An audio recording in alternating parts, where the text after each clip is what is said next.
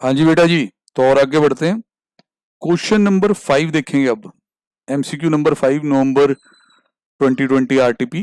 ठीक है जी। तो सर ये तो क्वेश्चन अगर आपने मॉड्यूल अच्छी तरह से पढ़ रखा है, ये मॉड्यूल का ही क्वेश्चन है। मैं आपको पहले एक और क्वेश्चन रीड कर देता हूँ, फिर समझाता हूँ कहानी क्या है। Amount of 40,000 were paid to mister X on 1719 towards the fee for professional service without deduction of tax at source. आपने प्रोफेशनल की एक फीस पे कर दी है, उस पर टीडीएस नहीं काटा है। गलती है काफी बड़ी। Subsequently, another payment of 50,000 was due to Mr. X on this date, from which 10% amounting to 9,000, 10% tax मतलब TDS on entire 90,000 was deducted. तो भाई इन्होंने अगले वाली जब पेमेंट की तो वहां पे पिछले वाले का भी टैक्स काट दिया। However, this tax of 9,000 was deposited only on 22/6/2020। असली क्लाइंट लग रहा है, असली क्लाइंट ऐसे होते हैं प्रैक्टिकल लाइफ में, बहुत नॉन कंप्लायंस बहुत ज्यादा होती है। अब कहते हैं जी इंटरेस्ट आप बताओ जी कितना होगा। सर इसमें दो इंटरेस्ट लगने, एक तो फेलियर टू डिडक्ट उसका, और एक लगना है जी आपका failure to deposit within the time. तो दोनों चीजों के लिए इंटरेस्ट आपका लगेगा। इंटरेस्ट आपका और ज्यादा बनेगा जब मैं आपको ये दिखाऊंगा कि आपके मॉड्यूल के ही सम को एमसीक्यू की शेप दे दी गई है। सर ये आप मॉड्यूल में 9.62 पेज पे देख सकते हैं। Consequences of failure to deduct और पे, 201 सेक्शन। डीम डिफॉल्ट ये सब तो पढ़ाने का अब टाइम नहीं है, वो सारे कॉन्सिक्वेंसेज अगर लिखने हो तो सब लिखते हैं हम। इंटरेस्ट लाइबिलिटी मेनली क्वेश्चन में है तो हम उसी पे ही फोकस रखें।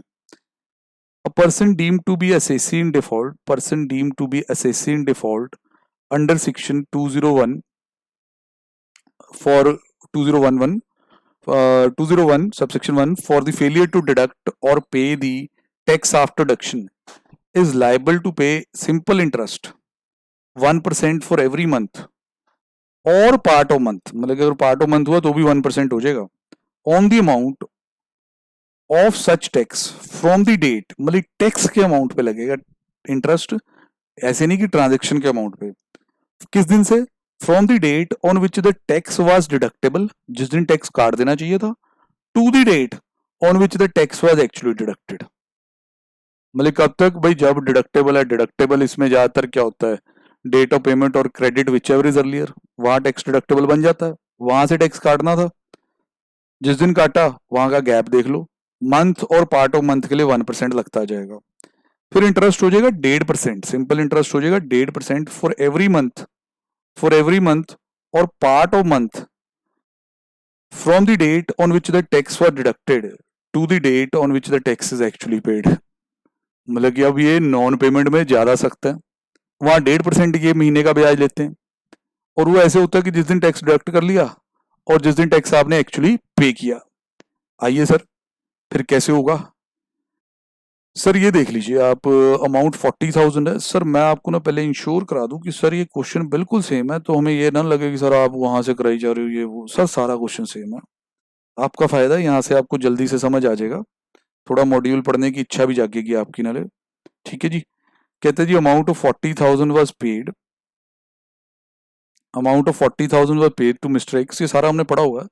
अब बस अब ये देखो यार, 17/2009 को वगैरह पे किया तो यहाँ टैक्स डिडक्टेबल हो जाएगा पेमेंट बेसिस पे, डेट ऑफ पेमेंट और credit which ever is earlier होता है।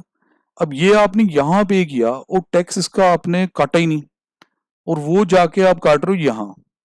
ठीक है, यहाँ से।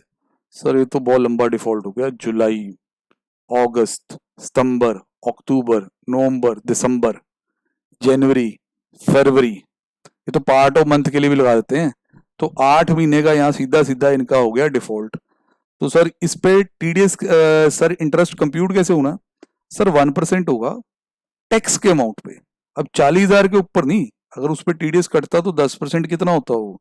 सर 4,000। तो 4,000 के ऊपर इंटरेस्ट कंप्यूट होगा 8 महीने के लिए। सर बिल्कुल सही है सर जी।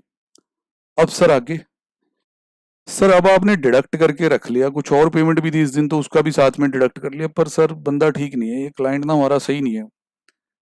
9,000 रुपए का टैक्स अब बन गया डिडक्ट करके, और ये आपने जमा करवाया, सर ये आपने जमा करवाया 22/6/2020 को। ठीक है जी, 1.5% वाला इंटरेस्ट लगने के लिए तैयार हो जाए। ठीक है जी, from the date the tax for deducted date it is actually paid.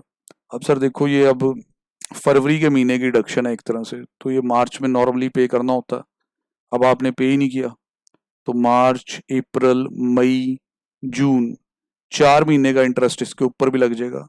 9,000 के ऊपर 4 महीने 1.5%, 860 रुपए का ब्याज आपको देना पड़ेगा। इस गलती की सजा ये मिलेगी।